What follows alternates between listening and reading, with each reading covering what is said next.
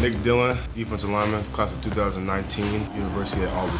Hello, everyone. I am Dr. Lakendra Red Smith. I am the Health Sector Director of Project Transition Incorporated under the leadership of Dr. Joaquin Wallace. Here we have with us today, joining us for our interview series where we interview high-performing athletes and their transitions through life and their careers. I have Nick Dillon with us. How are you, Nick? I'm great. I appreciate you guys having me on, so I'm excited. That's awesome. I understand that you're a football player. You were a former football player at the University of Albany. You've had a stellar career. And if you don't mind, would you introduce yourself to our listeners and our audience? Yeah, no problem. Just like you said, so my name's Nick Dillon. I'm from the North Shore, Chicago, Illinois. I went to Stevenson High School in the Midwest, Illinois. From there, spent a couple of semesters at Eastern Michigan and then transferred to University at Albany, where I was a 4-year starter over there, studied organizational communication and business management. My recruiting process was it was interesting. So all the schools that I was talking to was high major schools. So I'm talking to Iowa, Ohio State, some schools on the East Coast and the ACC. And I'm not talking to any of the schools that were giving me scholarship offers, which is unusual. So, my coach would pull me aside and say, hey, Western Michigan or Kent State, whatever it is, they offer you a scholarship. And I'm like, I haven't even talked to this school. Meanwhile, I'm talking to Chris Ash from Ohio State and all these guys recruiting me. So it was a little bit strange in that regard, just having all my interest was coming from high majors, but the offers are coming from mid majors. So that was another part of the process that was a little bit confusing for me and my family. But nevertheless, I was giving those schools the most attention, right? Because they're giving me the most attention, even though I'm not getting scholarships from them. So we went to Iowa. That was a fantastic visit. KF and his staff, they really took time and got to know me before I even stepped foot on campus. They knew my mother's first name. They knew my father's first name. I hadn't gotten a scholarship from them. They were at Stevenson a lot. Great staff, wonderful people over there. And my mom wanted me to go there, quite honestly, but they never offered. So that was interesting. I went to Ohio State. I went to Syracuse, a bunch of high major schools, but ultimately it came down to the schools that was giving me scholarship offers. I would say don't forget about why you're going to these schools. I think number one is education. That's a huge thing because at the end of the day, you could play in the NFL for 2 years, 10 years, 15 years. It's going to end at some point. So making sure that you have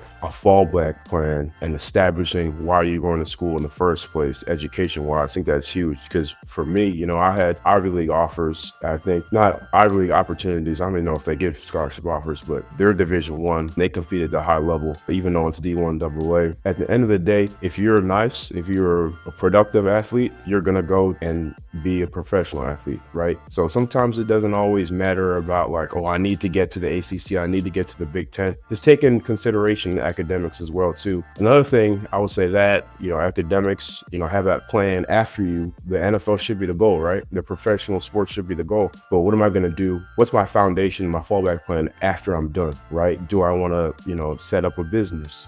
What field would I want to work in? Do I want to do broadcasting? Whatever it might be, real estate like myself. So just having a large plan is very important and think on a macro level, but not just I need to get to the NFL and play there for 4 years, 10 years, whatever it is, because you got to pay the bills and put food on the table. I would say definitely have a plan going in. So you hit your transition, you've transferred multiple schools, you've experienced the transfer portal, you've experienced these recruiting, the difficulties on the recruiting trail. What would you say was the biggest obstacle that you faced in your collegiate sport career? The biggest obstacle, I would say the injuries. I'd say coming out of, in Stevenson, I was playing on a torn meniscus and I didn't even know it until after the season, until I got scoped. So I went into Eastern Michigan already injured, recovering from an injury. And I think that also, when you compound an injury with being a little bit undersized, those affect the undersized kids a little bit more. So, I had that injury from high school going into college. And then, at Eastern Michigan, I had herniated 3 discs in my L5. So that was really tough, man. That's another reason I was just after I had recovered from that, I had to make a change. I just needed a fresh start. So that was big, man.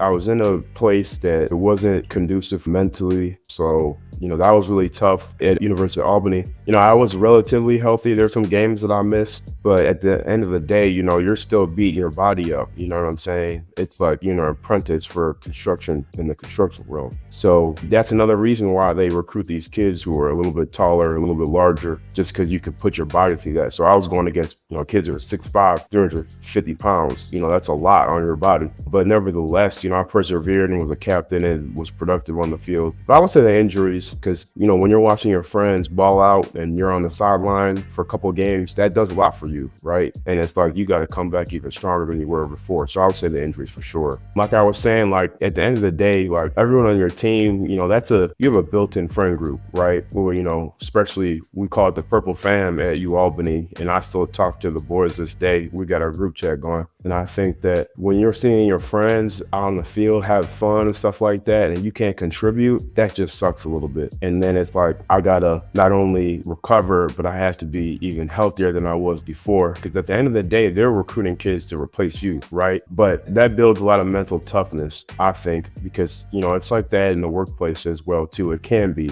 Right. So you're going to face adversity. Things aren't always going to go the way you think they're going to go or want to go. And it's up to you to just, claw back and bounce back. So I would say that. So in hindsight, knowing what you know now about mental health and the importance of it, the significance, having exposure to resources, etc., what resources do you wish you had at your then that just weren't available to you, or you just weren't aware that they were available to you? Well, I think Coach G did a great job, and Coach Creighton as well, too. I see some of these larger programs have mental health divisions within their football facilities, within their football organizations, and just have staff on hand that's not even concerned about the sport, that's there for the student athlete. Like if someone goes through an injury, if they're maybe trying to get back on their feet academically, if they're going through something personally with their families, someone to help out in that way and just be associated and, in front of the players that doesn't report back to the head coach is different on that way. So I think that resource, I'm starting to see that more. I think that's great for student athletes and just a staff that really cares about the kid. I remember when I was at University of Albany, the week before we played Central Michigan, my cousin had passed away, and that was really tough for me. I remember I didn't know what to do. I ran up to the coaching staff office and I just went in there. They were having a meeting and I was just bawling my eyes out. And I remember they just all put their arms around me and was there for me. So having a staff that really cares about the student athletes, that's really important. But also, mental health employees, the student athletes in particular, that's a great resource.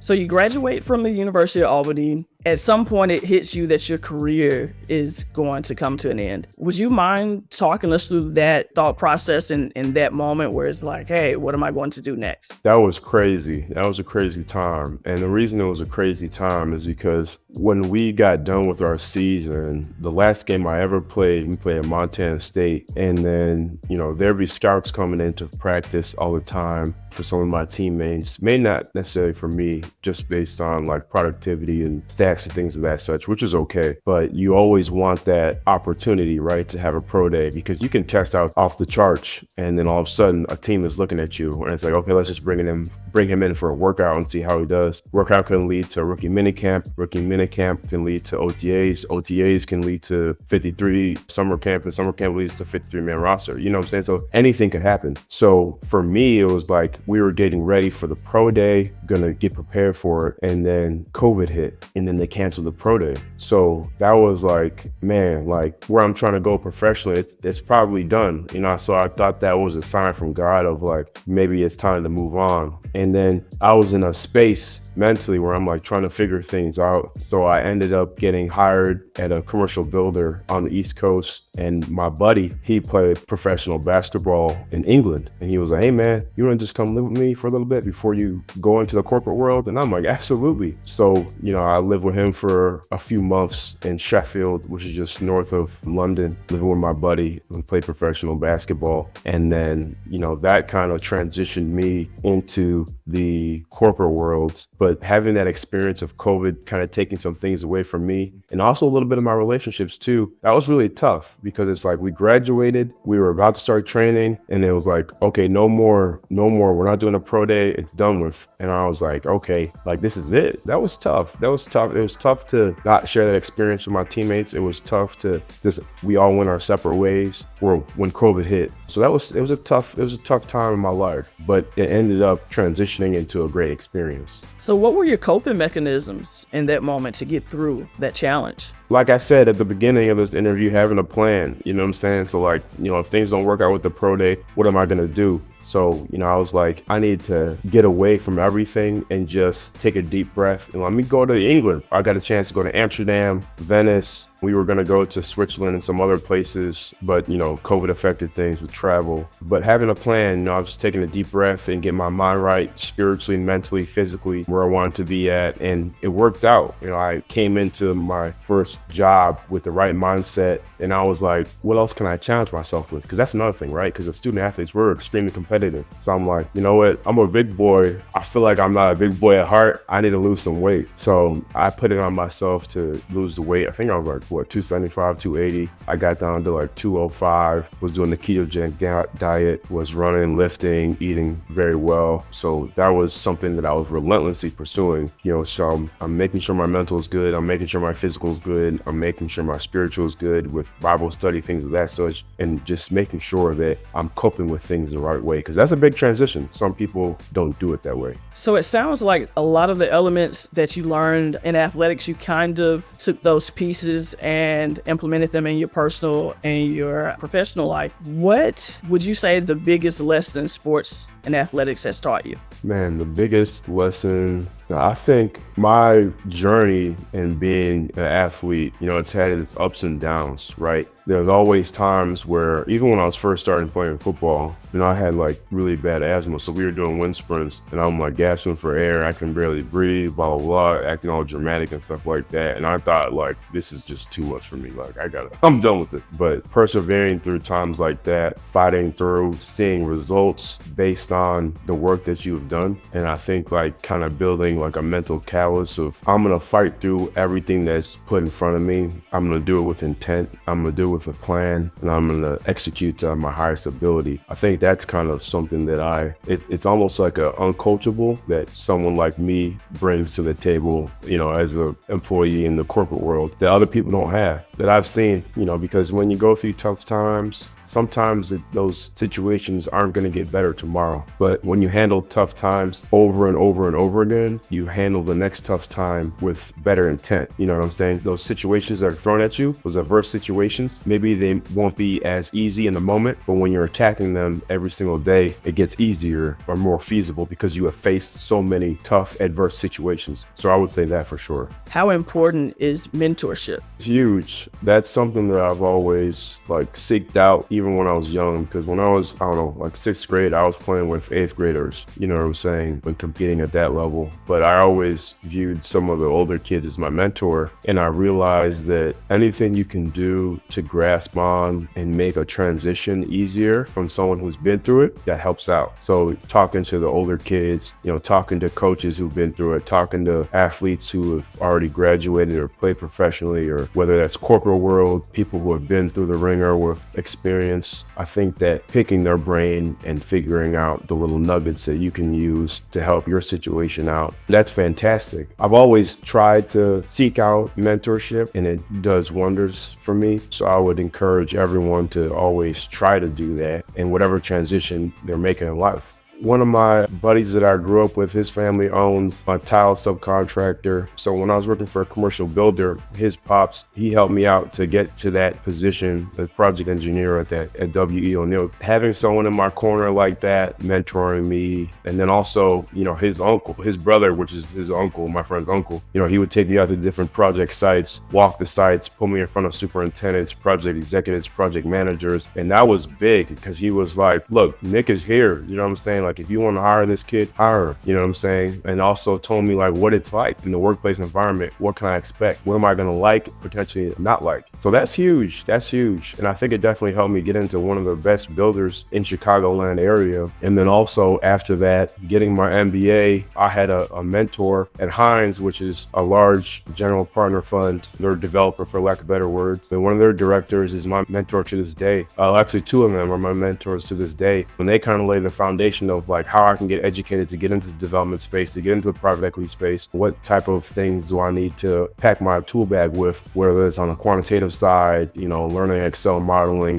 things of that such. And they just really helped me, lay the foundation and pave the road for me to succeed upon. And without them, I don't know where I'd be at in terms of like where I'd see my career. Ultimately led me to get my MBA in real estate finance, which I'm very grateful for. I remember my first project, we built like a 250 unit apartment complex in the suburbs, and I would share like a workspace with my project executive. So I was reporting to him all the time. And, I asked him, I'm like, his name was Brian. I'm like, Brian, what kind of motivates you every day? And I'm just curious because we talk about mentorship, and I'm trying to get him to mentor me, to pick his brain. And then he was like, honestly, Nick, like I love to compete, and I love to wake up and compete every single day and drive project revenue and do all these things and the camaraderie. And I'm like, he just sounds like a football coach talking to me. And I'm just like, wow. And it kind of clicked. And I'm just like, I need to go harder. You know what I'm saying? I need to work better, and I need to have my plans. I need to get organized, things of that such. Because the same way I attacked my day, like on a day-to-day schedule,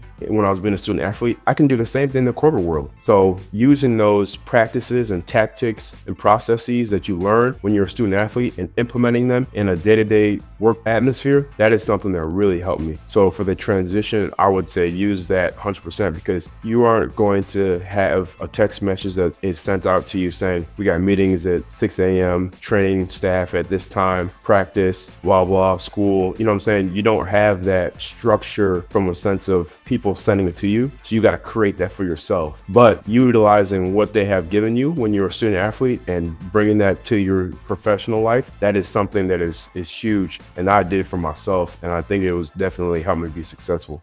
That's awesome. Well, Nick, do you have any nuggets that you want to leave? I would just say for those, who are in a student athlete position right now and maybe haven't made it professionally or decided, not to do the professional route, remind yourself that, like I said at the beginning of the interview, you could be in the league for 5 years, 10 years, 15 years. You still got to do something with your life after. Right? So this is just, don't think of like you didn't make it. This is just another part of the journey where you can be super successful, even more successful than you were when you were a student athlete in college, or professional if you're a professional transitioning into the corporate world or your desk job, whatever it might be. It's just another opportunity. I think for me, when I first started out, it was like, oh man, I'm like kind of taking a step back, but it's not about that. It's about a new journey. What can I accomplish now? What can I create for myself? What's my 5 to 10 year plan? What is the life I can make for myself? So I think that's a great mindset to have.